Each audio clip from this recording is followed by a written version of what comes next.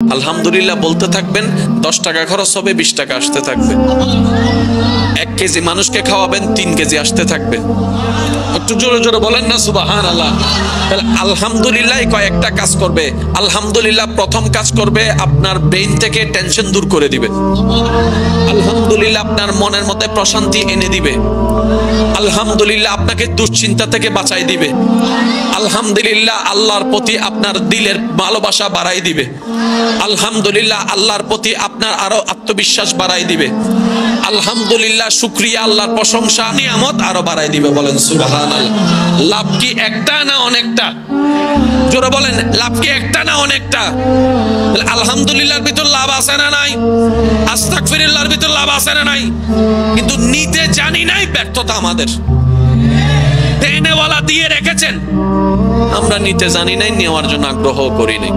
আপনি সব বাদ দেন না, খিদা লাগলে কি খাবার খায়? খাবার দিচ্ছেন কে? খাবার শুরুতে কয়জনে বিসমিল্লাহ বলতে মনে থাকে? খাবার শেষে কয়জনের আলহামদুলিল্লাহ বলে শুকরিয়া আদায় করতে মনে থাকে? আমরাই নিজের পায়ে নিজে। এত মাশাআল্লাহ বলে ফেলছে, একটু জোরে বলেন, আমরাই নিজের পায়ে নিজে। নিজের পায়ে যদি নিজে কুড়াল মারে কোনো ছাত্র, শিক্ষকের আর কি করার বলেন?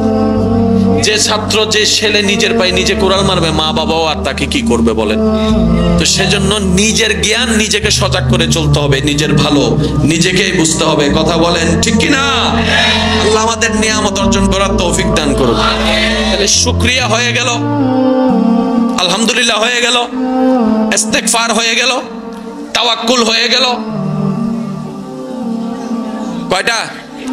এটা হচ্ছে বান্দার সাথে আল্লাহর লেনদেন। কয়টা জিনিস? তো উম্মত হিসেবে নবীর সাথে একটা লেনদেন আছে না নাই? ওইটাও তো হক আদায় করতে হবে। সেজন্য দরুদে মুস্তাফা। এবার 4টা জিনিসকে জীবনের সঙ্গী বানানোর চেষ্টা করেন। আমিও চেষ্টা করব, আপনিও চেষ্টা করেন।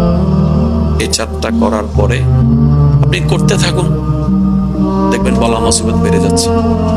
করতে থাকুন, কষ্ট বেড়ে যাবে। করতে থাকুন, অর্থনৈতিক ঝামেলা বেড়ে যাবে। করতে থাকুন, বন্ধু দুশ্মন হয়ে যাবে। করতে থাকুন, যেখানে কেউ পড়ে নাই আপনি সেখানে চিতই পড়ে যাবেন। যতদিন নামাজ পড়ি নাই জুতা ছিল, যেদিন চিন্তা করছি না আজকে থেকে ভালো হয়ে যাব, আসছে যখন নামাজটা পড়তে, সবার জুতা আছে। বলেন না, বলেন না, বলেন না। যতদিন খারাপ ভাবে চলছি কেউ কিছু বলে নাই। যেদিন থেকে ভালো হওয়ার জন্য মসজিদে গেছি, এ গুতাই ও গুতাই, ভালো হয়ে গেছস, দরবেশ হয়ে গেছস, পিসাব হয়ে গেছস, হুজুর হয়ে গেছস। মনে রাখবেন একটা কথা ভাই, আল্লাহ এবং রসুলের কথা মতো চললে এই দুনিয়ায় কষ্ট পাবেনই পাবেন। এটা নিশ্চিত, নিশ্চিত কষ্ট পাবেন। আশেকরা জানে শুনে সে কষ্টটার কথা, তারপরও আল্লাহ এবং রসুলের কথা মেনে চলতে থাকে। কারণ আশেকরা জানে রবের কথা পালনে যদি কষ্ট হয়, নবীর কথা পালনে যদি কষ্ট হয়, ওই কষ্টটাও আশেকের জন্য নিয়ামত হয়ে যাবে। বলেন সুবহানাল্লাহ। কারণ আশেকরা জানে দুনিয়া 2 দিনের, পরকাল চিরস্থায়ী।